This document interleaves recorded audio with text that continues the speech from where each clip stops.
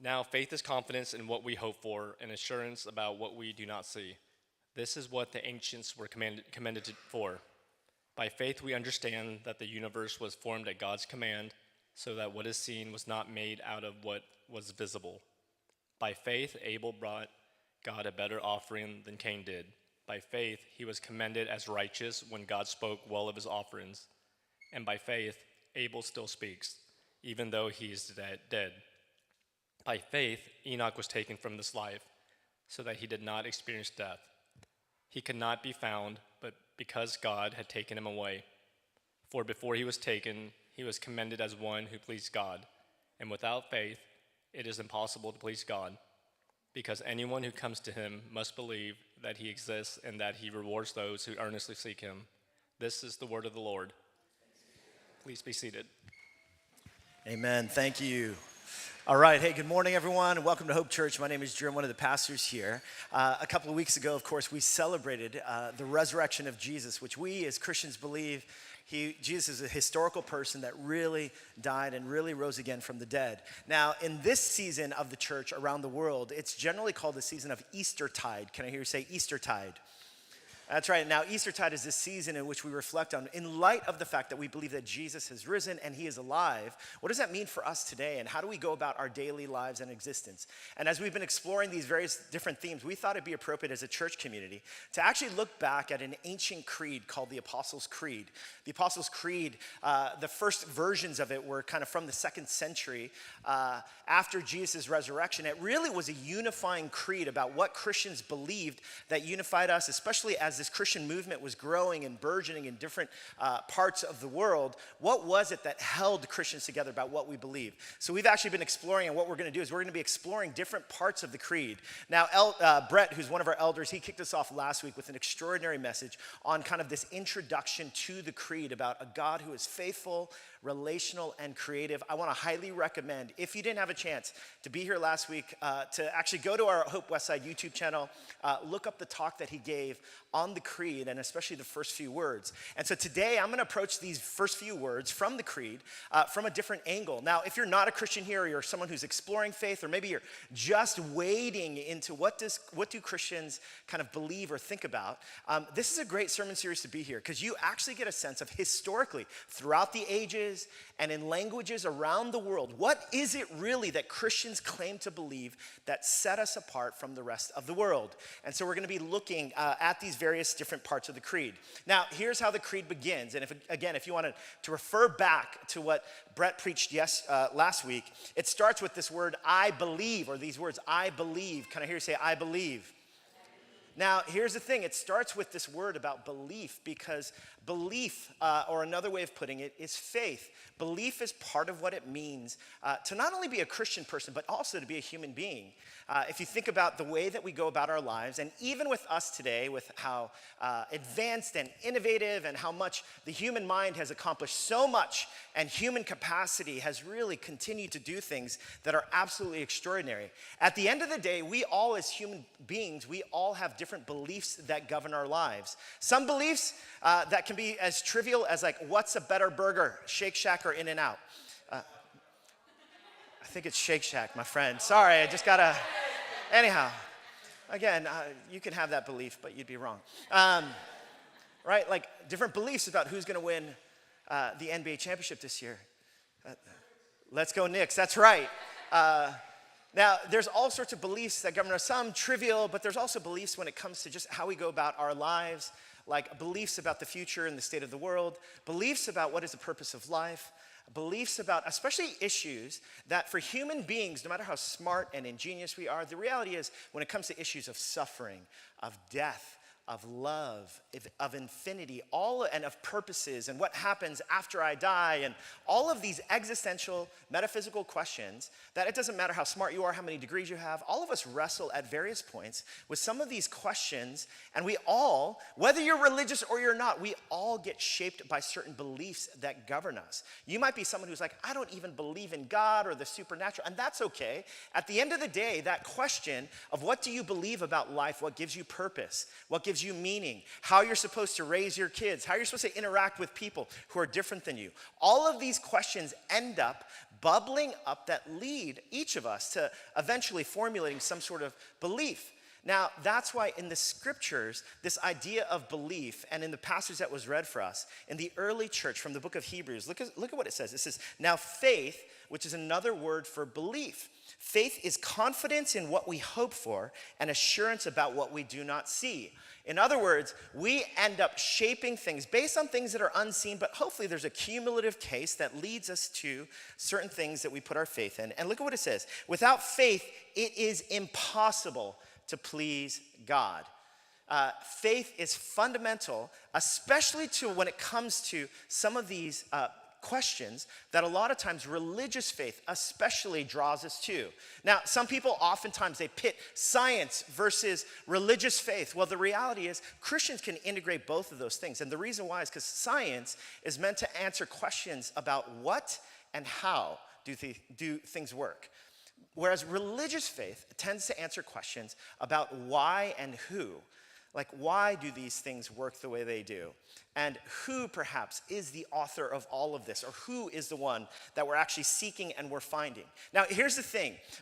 When it comes down to faith and why we need faith, because here's what Christians believe. We believe there is an absolute truth that exists in the world. Absolute truth, things as they truly are. Now, in today's AI-saturated world, right, it's very easy for things to be like, oh, is that AI generated? Some sort of fake meme or photo? Did that really happen? Now, here's what Christians believe. Christians believe that, no, not all truth is relative. We actually believe that there is an absolute truth. A truth that goes beyond AI-generated things or stories and fibs that some people might say. There is an absolute truth that really exists. But here's the thing that Christians believe. Christians believe, though, that we all don't have absolute knowledge. Now, that makes sense, right? Like, as human beings, all of us are finite. No matter how many degrees you have, no matter how learned you are, how well you did on your SATs. Wow, that was a throwback, wasn't that? Like, it doesn't matter. All these things, at the end of the day, all of us we don't have absolute knowledge. We have finite knowledge. Now, the gap then between absolute knowledge and absolute faith, or absolute truth, the gap is where faith comes in. What do we believe in? And how do we go about conceptualizing, hopefully, our best version of reality when it comes to how we live our lives? Now, again, these kinds of fundamental questions are not just something that Christians are plagued with. It's everyone, because that's what it means to be a human being. Now, when it comes to truth, though, there's two types of truth that I'd like to talk about when it comes to especially religious truth, when it comes to why we have faith. And that's really empirical truth. Empirical truth is a kind of truth that can be tested and experimented on, and then we can come to certain conclusions. But in addition to empirical truth, there's also what's called conceptual truth, which is actually the kind of truth that we're talking about when it comes to religious faith.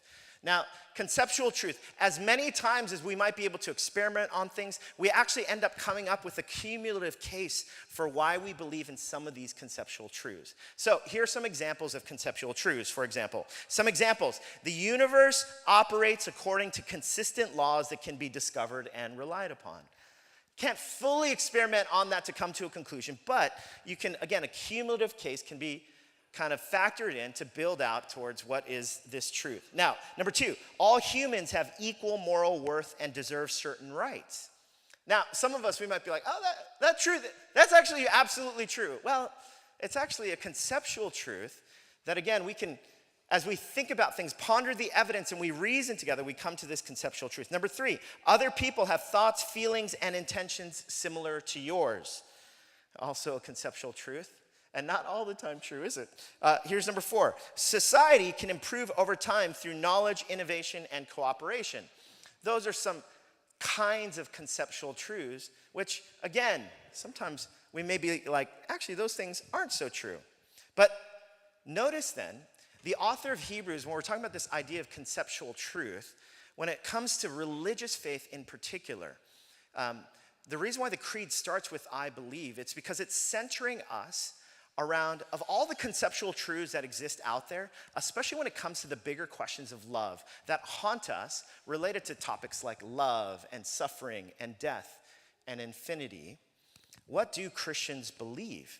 Now, look at what it says, again, in Hebrews. It says, without faith, it is impossible to please God, because anyone who comes to God must what? Must believe that God exists and that he rewards those who earnestly seek him. And see, the New Testament Christians, they believe that, yes, what centers the Christian faith is a belief or a faith in this kind of God and who this God is. Now, there are two aspects of faith, though. And the first aspect of faith, I know Brett talked about this last week, is the object of faith. When it comes to faith, really, I could have all the faith in the world in whatever it might be. I could have all the faith in the world that a car that I'm going to get into and drive from here all the way to Seattle over the next few days. That's not what I'm doing. But nonetheless, like say there was this car that had all the faith in the world. And I could believe with so much certainty with my partial knowledge, not absolute knowledge, that this car is going to take me all the way to Seattle. But the reality is the car, its engine is lacking. Its battery has already died. And it doesn't matter how much faith I have. At the end of the day, it really is about the object of faith. So, in other words, yes, I can live and operate by faith, but it really depends on the object and how reliable it is. Because, again, if I have faith that can move mountains, but at the end of the day, if the person I have faith in or the object that I have faith in, if it really doesn't have the capacity, then my faith really doesn't lend itself to much, which is why, look at how the creed begins. It begins with, I believe in God. That's what Christians through the ages say. We believe in God, this transcendent God. And notice what it says. What are the modifiers about this God? It says, I believe in God, the Father Almighty, creator of heaven and earth. Now, this phrase, heaven and earth, is what the ancients refer to as not only the material universe, but the immaterial universe. And if you look into the stars in the sky, and notice the modifier, it's basically like, listen, you want to know who the object of faith is that Christians believe in? It's, I believe in God.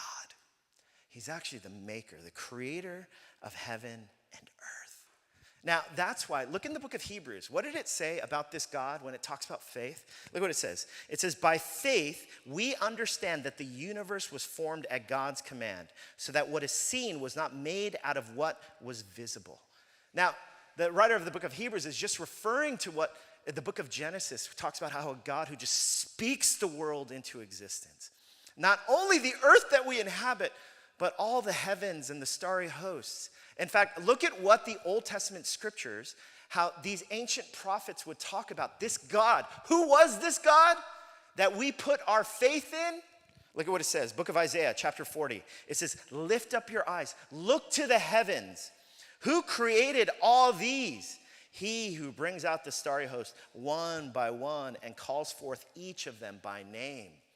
Now, I recognize some of us, we live in the city, and you look out into the night sky here in the city, and you don't see it. Well, listen, I just want you to know there's this place that's outside the city. It's like, I was thinking of a place, it's called Lancaster. And you go to Lancaster, and you look up into the sky, and you see these things that are called stars, everyone. And the idea, like, for the ancients, of course, they didn't have the scientific background or research that we have, but they actually could look up into the sky and see all of these starry hosts and be like, that's how big God is. God created even those stars. Look at the book of Jeremiah, another prophet. Jeremiah says, but God made the earth by his power. He founded the world by his wisdom and stretched out the heavens by his understanding. See, the ancients, they all believed that God was the creator of all of this, the immaculate world and everything in it. Now, with the advances of science today, though, the reality is, I mean, just kind of, as I was kind of pondering, like, this idea that God is the creator of heaven and earth. He's the maker of all, just with a breath, everything could be created. I was thinking about, here's a picture of the Milky Way.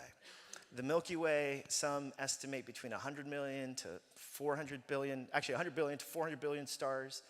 And here in the Milky Way, I just want you to notice, do you see where there's a little arrow and it says sun? That's the sun that our solar system, which the Earth orbits around, actually orbits around. So the sun is just one little star amongst these billions of stars in one galaxy, which is the Milky Way, which again, scientists estimate between 100 to 400 billion.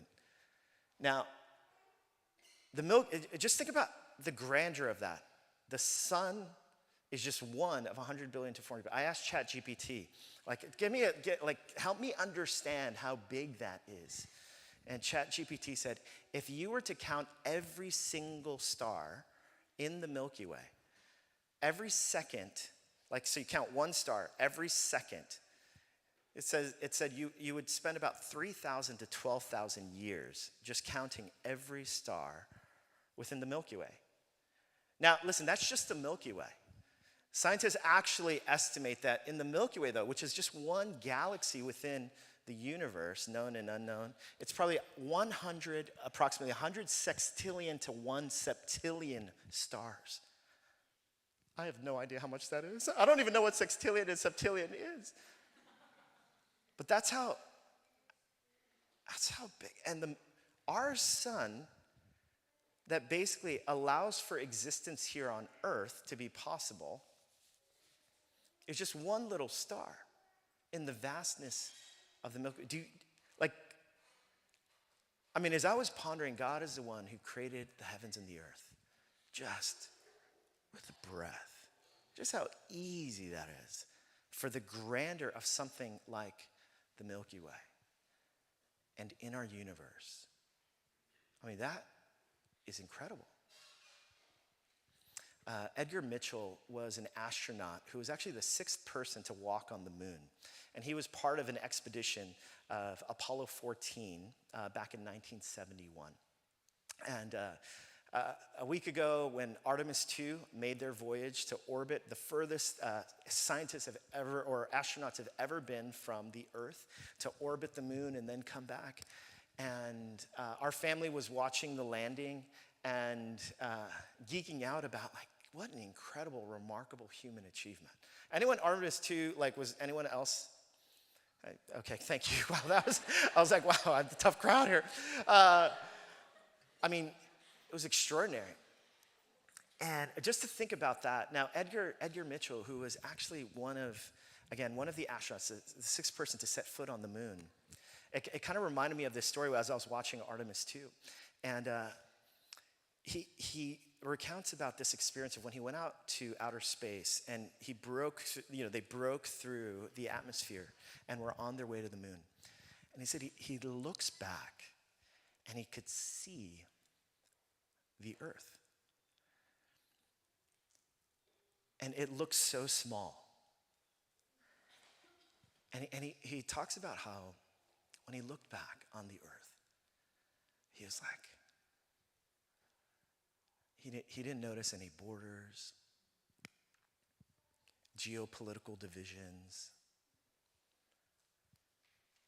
He just marveled. He's like, this is like one earth, one human race.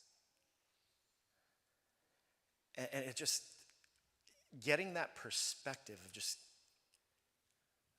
leaving planet Earth and looking back and just seeing this small blue planet also gave him a sense of grandeur of the earth and also a bunch of lessons about the human race. What was interesting is as we were watching the news conference as Artemis 2 had returned, and one of the things that my wife noticed was she said, it's interesting that all of the scientists as they were sharing, or the astronauts, they were sharing about their own experience. They weren't talking about all the cool scientific facts, which of course they all probably could geek out on, but as they were giving their first kind of ruminations as they were returning, was about the incredible bond that had occurred between these people and the need for one another as a common humanity. Just think about this. So the splendor and the awe that exists when it comes to the universe that God created, the earth that we inhabit. And God created all of that. And what's oriented at first is this is what we believe throughout the ages is that God, the one that we believe in, is so transcendent and powerful that he created all of this. You know what's interesting though? See, it's not only a God who's created the intricacies of the galaxies and the universe and the beauty that exists in the world. Look what else, the early Christians, Judeo-Christian faith, look what it says in the book of Psalms. Look what else God created. It says, "For you, God, created my inmost being. You knit me together in my mother's womb. I praise you because I am fearfully and wonderfully made." High five your neighbor and say, "You are fearfully and wonderfully made."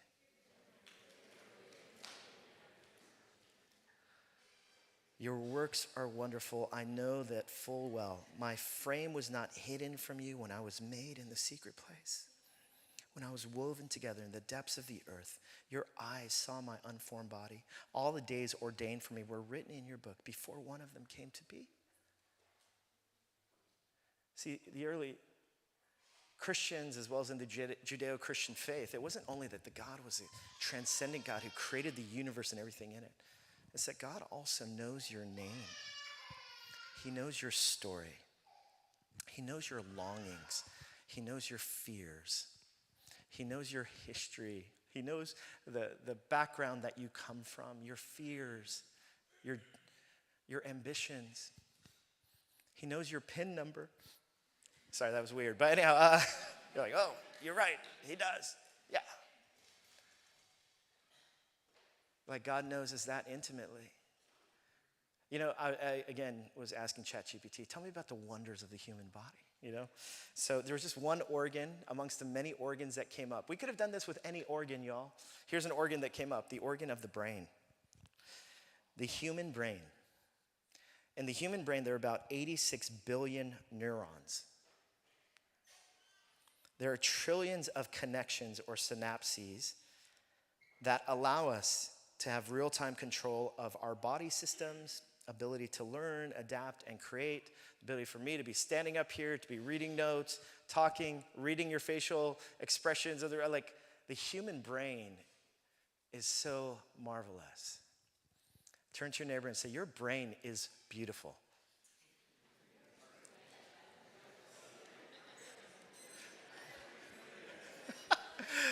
I realize that was a weird one to say, but nonetheless.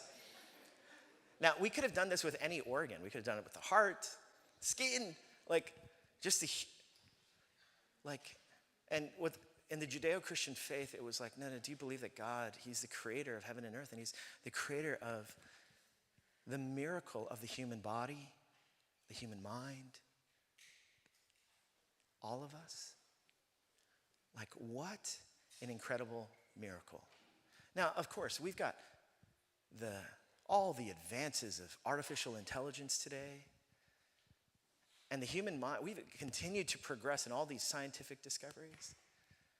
But do you recognize the absolute brilliance of a God who created human beings that have the capacity to create all these things as well? It's just absolutely stunning. Now, here's what Christians believe, and now over and against those who might have different dispositions of faith. See, because you could be someone who believes this, that intelligent design of the universe and the human body, it exists all by chance. In other words, what exists in the world, the brilliance of what we just talked about, the Milky Way, the universe and everything in it, and all the stars therein. And we're not even talking about the planets that orbit our sun in our solar system. We're just talking about the grandeur of the universe. You could believe that all of that just came by chance. It was chance. That something, all of this was created by chance. Just so happened that the conditions that would create all the moon, the stars, and everything in it, planet Earth, human beings, all of that, it's by chance. Now, you could believe that, but do you see, that's just a tenet of faith as well. Listen, we cannot experiment this way. This isn't an empirical, you could believe that, but I'm just saying, that takes faith, that something came from nothing. Now, do you see that that's a move of faith? Or, here's what Christians believe, that the intelligent design of the universe and everything in it, as well as the human body, the miracle of the human body, the miracle of the universe, that actually was created by intelligent design, by a creator with thoughtful intention. Now, do you see now both of these are articles of faith? The question is, which one do you find to be more reasonable? That it came from nothing, that it came from chance, that's a step of faith, or that it came from this intelligent designer? Now, as Christians, we believe that God, the Father Almighty, is also the creator of heaven and earth. Now, that's the object of faith that we lean into. But remember, I told you there's two different aspects of faith. One aspect of faith is the object of our faith. Who is the one that we're putting our trust in? Or what is the object that we're putting our trust in? For the Christian, we're saying the object of faith is a God who's a creator of heaven and earth, who just with a breath feeds the furnace of the sun, directs the earth and all the planets around this sun. That's who we believe in, a God who's the maker of heaven and earth. See, but there's a second part of faith, and that second part is the nature of faith. Now, what do I mean about the nature of faith? Because the object of faith is, the object of faith is I put my faith in this. I believe in this other thing, whether it's nothingness and chance, whether it's a set of philosophies and principles, or whether, as Christians believe, we believe in a God who's the creator of heaven and earth. That's the object. Well, what do we mean by the nature of faith? You see, the scriptural writers, the early Christians, they would always talk about there's a certain kind or a posture that we're supposed to have with faith. See, it's not enough just to say, this is the object of my faith. That's what I believe in. Instead, there's a nature to it. How do we approach this object of faith? The posture in which we have. Now, notice what it says in the Apostles' Creed, which Brett pointed out so brilliantly last week. Look what it says. What is the nature of faith?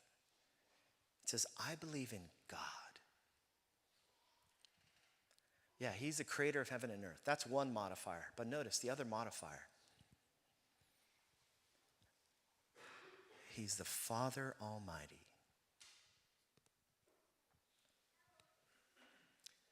He uses this filial language that anyone would have been familiar with. What? God is the Father Almighty. Now, what does that mean when it comes to the object of faith and the nature of faith? This God. Do you see what the creed is orienting us towards, especially in the beginning, what the early Christians believed in, was that the object of faith was this God who created the sun, moon, and stars, and everything even beyond your imagination, who stretched out the night sky, who created every comet, who's the creator of the universe. See, the early creed, the object of faith is God is the one who is the maker of heaven and earth. In other words, God is so transcendent. Do you see this? Like, God is so big and beyond us. Like, do you see how transcendent and omnipotent God is? If God can take just a breath and create the cosmos and everything in it. But what's so extraordinary is that it says God is the creator of heaven and earth, but God is also the Father Almighty. He's transcendent, but he's also close. He's like a father. Someone who has seen you in every season. Now, I recognize that some of us might, because of our own earthly experiences with fathers, or some of us have positive experiences with fathers, like Brett was talking about. But nonetheless, the language of filial kind of familiarity, isn't that extraordinary? What Christians believed is that God isn't just a God out there, so inaccessible, so much more powerful and other. Yes, God is transcendent and powerful, but God is also very close. He's like a father to you, who knows your name, your tendencies, your story. The scriptures would talk about a father who sings over us, who is close to us. You know, it's interesting, especially with artificial intelligence and all the capacity of artificial intelligence. And a few weeks ago, I quoted John Kim, who's an investor, and he was talking about the difference, what distinguishes the human experience when it comes to artificial intelligence. You know, with as advanced as artificial intelligence might be in the world, and artificial intelligence, you know, he was saying is going to be better than your best kind of scientist, your best doctor, your best, I recognize there's a lot of anxiety around all these things that artificial intelligence is going to be. But the one thing that artificial intelligence can never replace is a human being's access to the divine imagination. That each of us have a capacity to pray, to connect with the living God, the creator of heaven and earth. Now that is wild. Just think about that. Each one of us, with whatever you might be going through today, you have access to a Father in heaven. Look at what oriented the early church. Look what it says, 1 John chapter 3. It says, but what great love the Father has lavished on us, that we should be called children of God.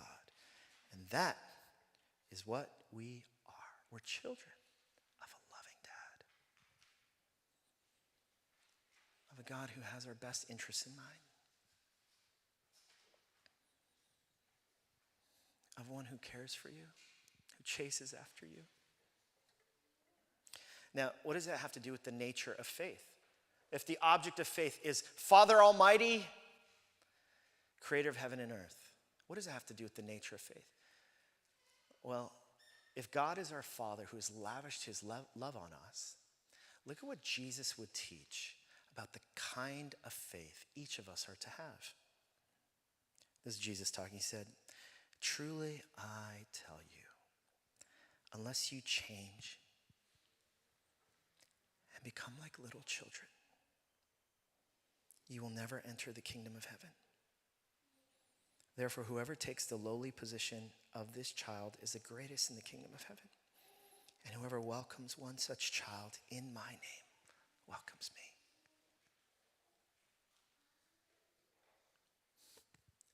And Jesus is like, God is a Father Almighty.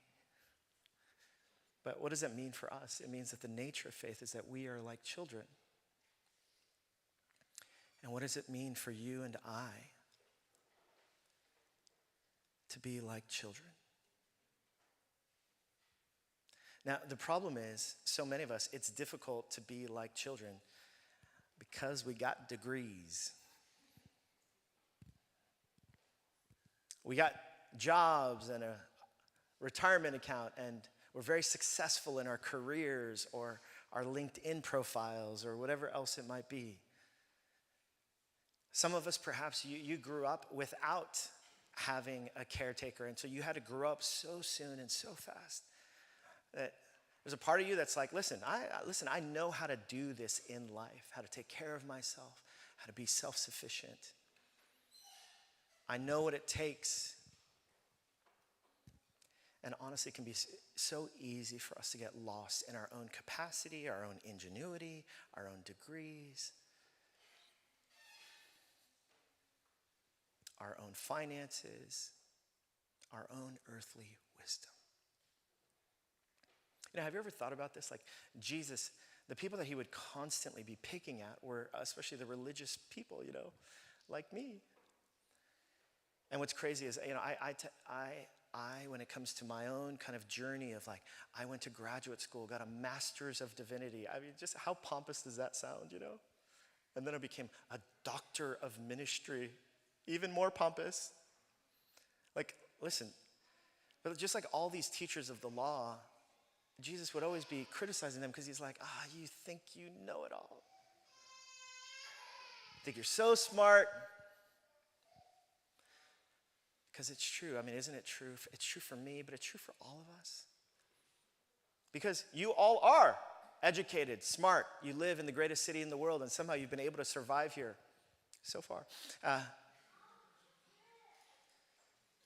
But it becomes so easy to latch on to all of my own capacity, my own self-will, my own ingenuity. And you know what Jesus says? He's like, listen, this is the nature of faith. You could have all the faith in the world, but if your faith continues to veer towards a pompous self-centeredness, you've missed out. Because what it means to have faith is to have faith like a little child. And do you have that faith? Do I have that faith? You know, Tina and I, we didn't know if we'd be able to have children. And when I remember talking to a friend of mine, and I was just asking him about fatherhood. And I remember one of the first stories he told me is he thought it was so extraordinary about, he had a little girl. And he was just marveling about how his little daughter, Phoebe, how there were things that innately came to her that he never taught her. And he said it became most apparent as she grew from becoming an infant to a toddler. And of course, as her brain begins to develop and she's able to speak and talk about things. And he was talking about the miracle of he said one of the games that early on, intuitively, without him teaching her, she learned was tag and hide and seek. So as she's a toddler, she just kind of learned. And he said that there was this one moment when they went to church or something, and one of the adult, volunteers who had been friends with them came and saw Phoebe and was like, Phoebe, and started to pretend like they were like a monster and was chasing Phoebe around. And he said he just thought it was so funny because Phoebe starts running around. She's like, like scared, but giggling at the same time. And he said he never taught her, hey, listen, there's this game that you play, and there's gonna be some bad people who are gonna be chasing you, but they're fake bad people. He just didn't have to explain that. There was something intuitively. And then he said what was even more miraculous to him was his daughter would run around, and then all of a sudden when she'd get tired or whatever, she always knew somehow. She would kind of be like, running, being chased, giggling at the same time. And then she would come back to him and she would latch onto his leg. And then she would start holding on tightly. And then the person would come and tickle her or whatever. And he said, I never had to teach her where safe was, where home was. Somehow she just always knew. She just always knew that she could come home and she'd be safe. And he talked about the marvel of that. I think many of us, we live our lives and we get into the ups and downs of life, the worries, the fears, and maybe today, even that's what you've brought into this room. And honestly, most of us, when we go about our lives and the things that we fill our time and energy with, the ambitions, the financial worries, concerns for our children and others. And, a lot of us were like, we're just running around. And then we're like, Netflix, or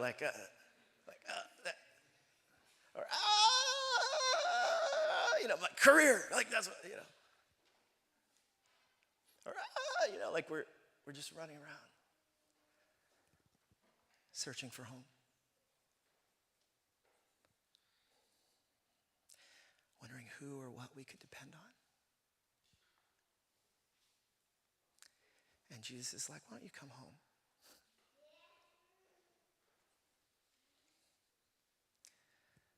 The Father Almighty, why don't you become like little children again?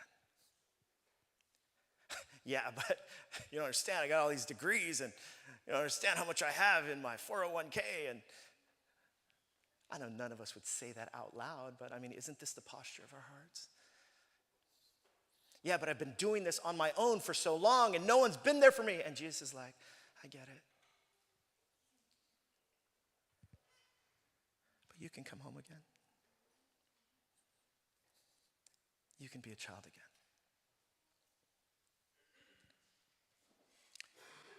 The maker of heaven and earth, the God who is transcendent, and the God who is close. will you come home again? I have to invite you. Would you stand with me and the worship team come forward?